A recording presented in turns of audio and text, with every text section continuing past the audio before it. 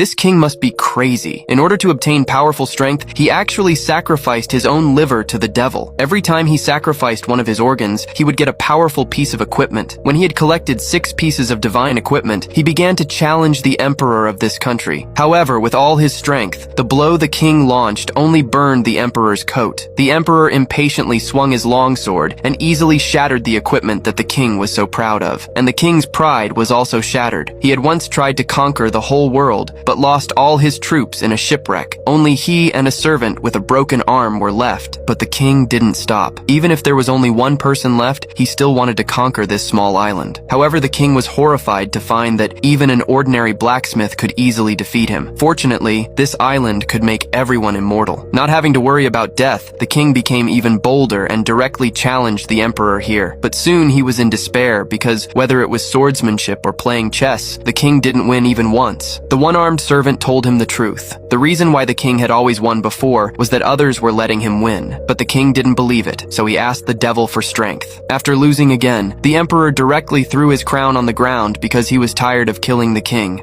Scavala, you'd still offer me your hand after all I have done? That's what this island is. An eternity of second chances. Scavala. I got it!